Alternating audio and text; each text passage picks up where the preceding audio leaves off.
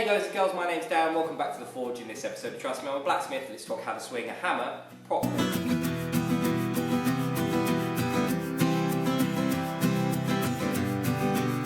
Okay, I made a video recently where I spoke about the types of injuries that can occur from using a hammer incorrectly, or using the incorrect hammer, or using a handle that is incorrect. And some of you guys said, well Dan, show us how to swing a hammer. So I thought, I was going to make that video anyway, and I've got a little bit of I don't have the right amount of footage this week, so I thought I'd make this video and just address how to swing a hammer. Now I just want to make a bit of a disclaimer before we go any further. The first thing I'm going to say is this is my style of swinging a hammer. If you're an Alex Steele fan, or you're a Yuri Hoffy man, or you're a Haberman man, or whatever, a lot of this stuff is not going to apply to you. Put it down in the comments and tell me why I'm wrong. That's fair enough. But this isn't me ranting, I'm being open and honest. This is how I learned to do it. This isn't necessarily the only way to do it. Second disclaimer is, if you are having any serious health issues, that means you've got pain in your shoulder, you've got pain in your elbow, you've got pain in your wrist, you've got pain in your back, and you aggravate it when you're forging, you need to see a doctor. You need to go and see your GP, you need to go and see someone who knows what they're doing.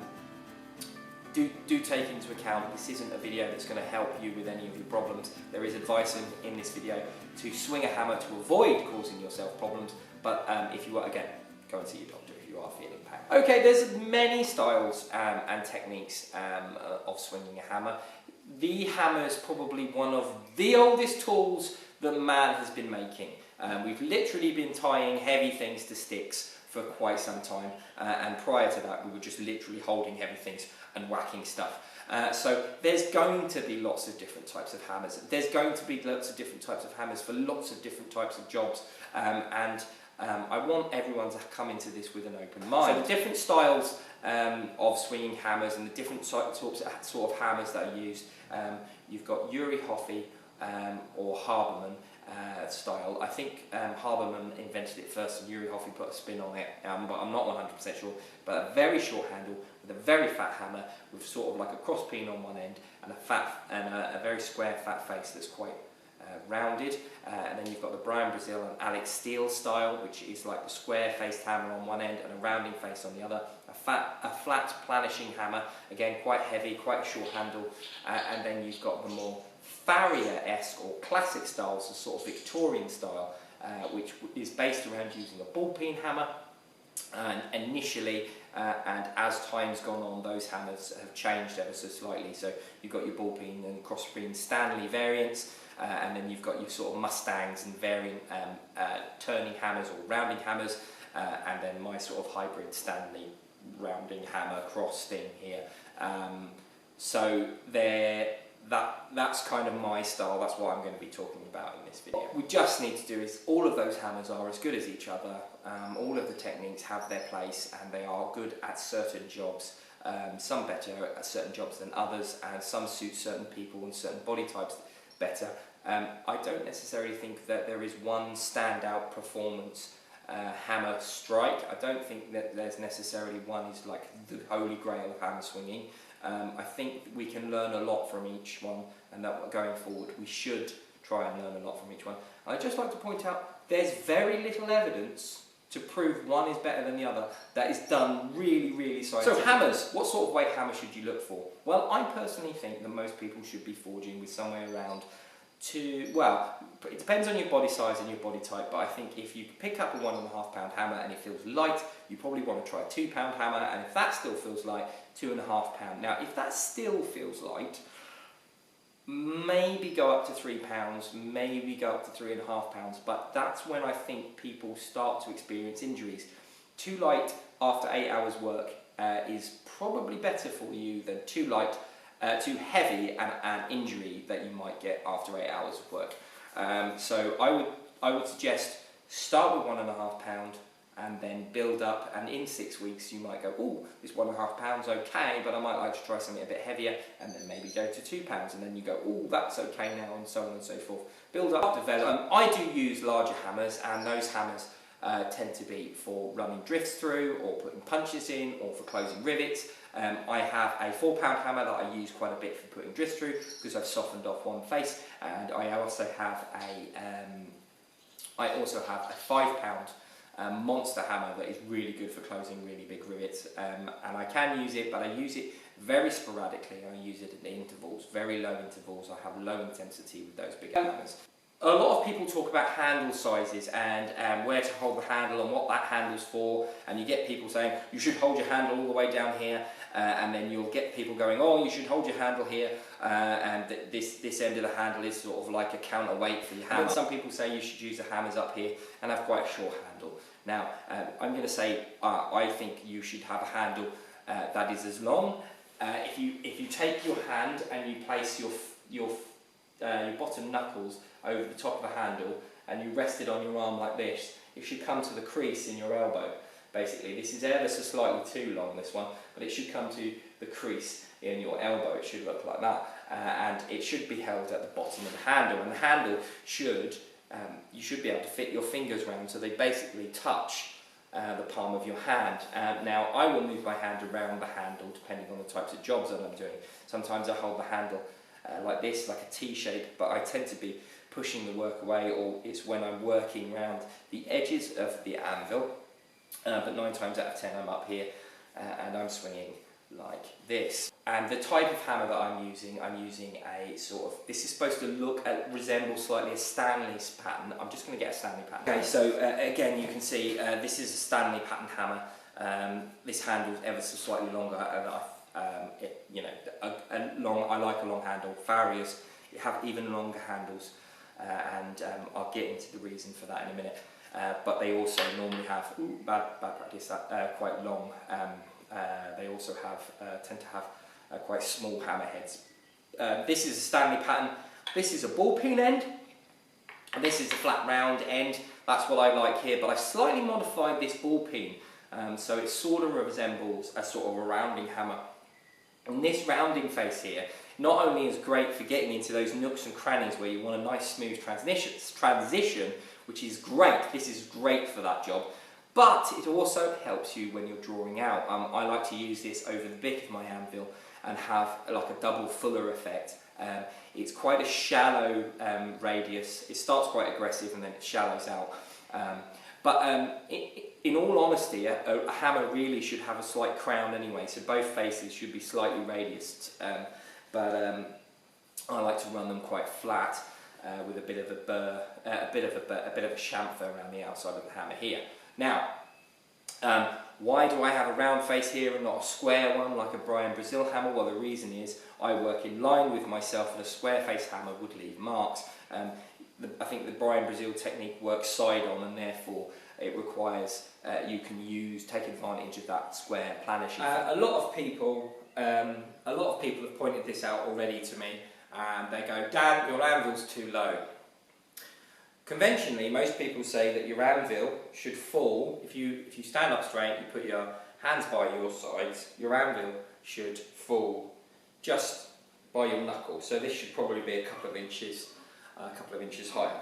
What I have done is I've made my anvil so it's I can just touch my hammer face when I put it underneath my hand on the anvil.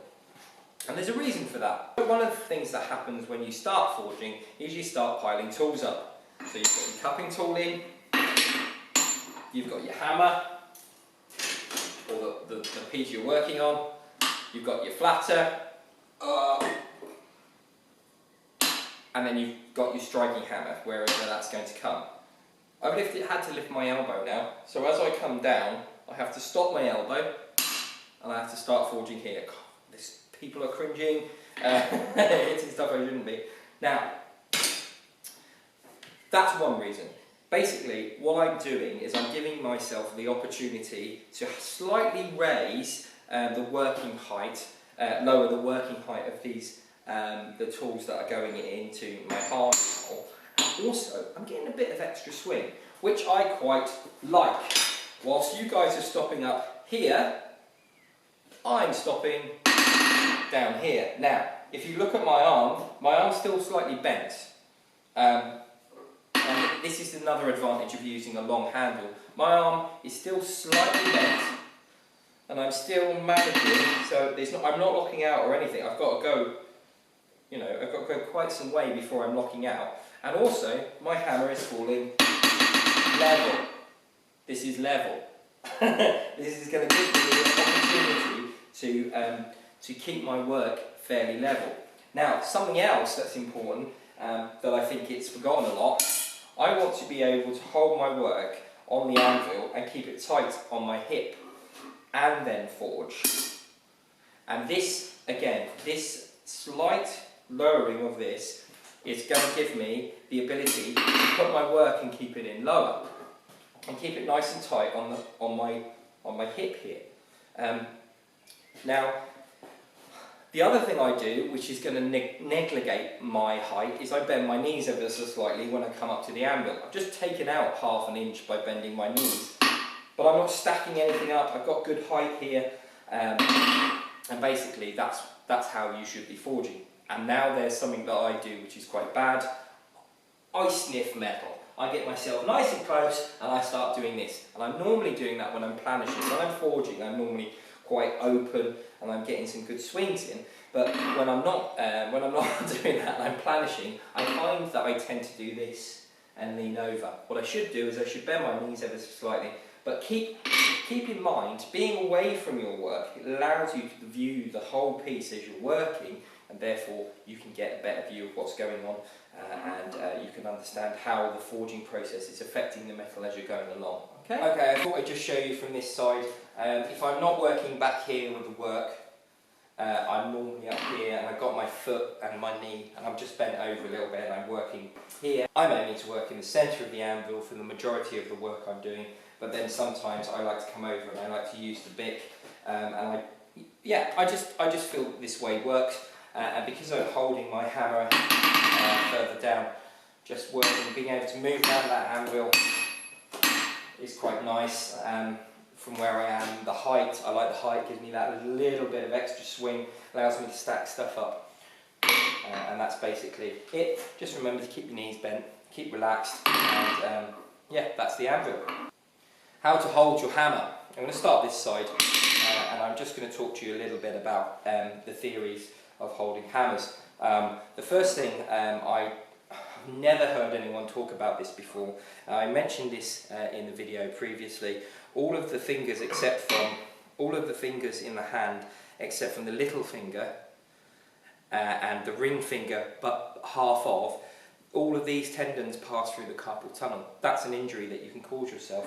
Basically, as you stress the tendons and the muscles in the wrist, they swell and they cause you pain here. Now, your little finger doesn't, and I tend to find that if there's any squeezing to be done on a hand, if it's coming from my little finger, and when I'm swinging, and this is because I've done some martial arts, mostly Iaido, which is the using of a samurai sword, or a katana. It's a little squeeze as you pull the hammer down. And this isn't power. It's just to it's just so you get a little flick out of your hammer. So when you're coming down, you're giving it a little squeeze with that little finger, gives you a little flick, and then I'm letting go. And that's all I'm doing, just a little squeeze, just giving it a little flick, so that I'm putting a bit of kinetic energy into the hammer. With this length of handle and this size hammerhead, I think the ratio of increased energy is 4 times greater than if I just accelerated it down. The second I put that little swing in, give that little swing, and I'm not punching the metal, I'm not giving any extra power, I'm not doing this, I'm not doing this punching motion. This is really bad. You see people doing this on this brushing motion. All this is about is just giving your hammer a little bit of extra power just before impact. So as the hammer comes up, you bring the hammer down and then you just give it a little bit of a squeeze. And that's it. And the other thing that'll help is the kinetic energy that gets put into whatever I'm using will then chuck whatever I'm using up again a little bit. On impact, I'm not holding hard.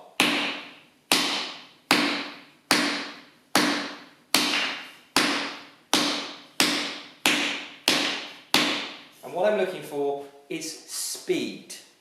I want to lift the hammer quite high, accelerate it down, and get the speed going. And this speed This speed is going to keep friction in my work. Now, this finger here, the forefinger, is the pivot point for the flick, and also it's just keeping everything in line and guiding it in. And that's basically what we're doing. We're just guiding the hammer, apart from that little flick. Just guiding the hammer in and aiming to give a little bit of a flick at the end of the swing. Now, I'm just demonstrating the flick. I'll go through the full swing just now.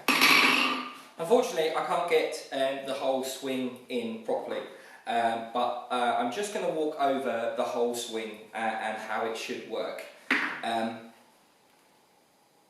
A loose grip is good, because a loose grip is going to prevent as much shock going through the handle into your hand, and also it's going to give you a nice whippy action. But anyway, the whole swing. So we're going to be starting from the lift, and basically what you want to do is you just want to chuck your hammer up as straight as possible. You want to get the hammer up nice and high and nice and straight.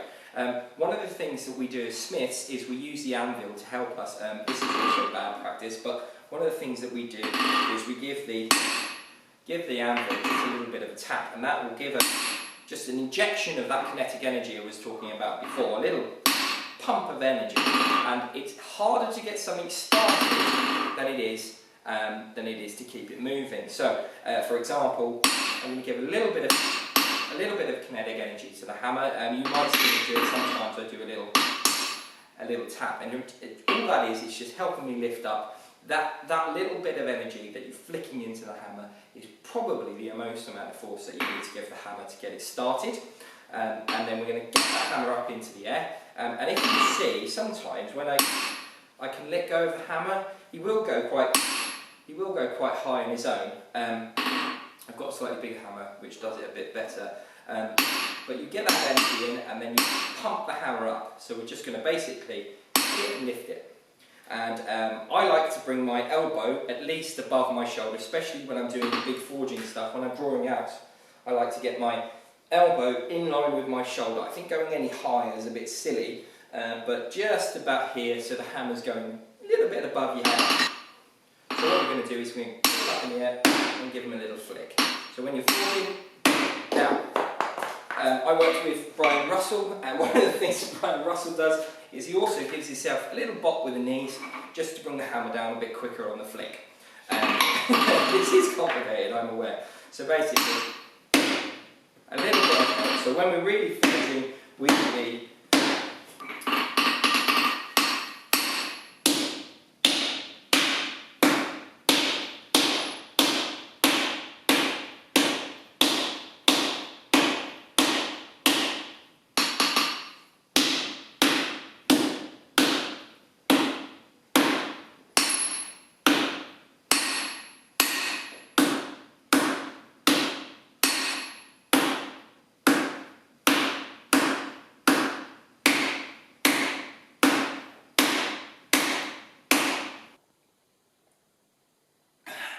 Thank you for joining me. I hope you enjoyed this video.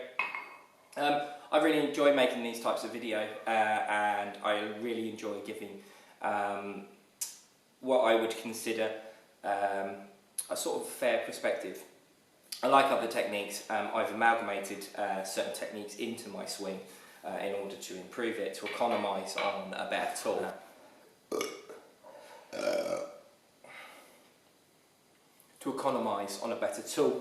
And I think I'm going to do another video where I talk about which drawing out technique is better.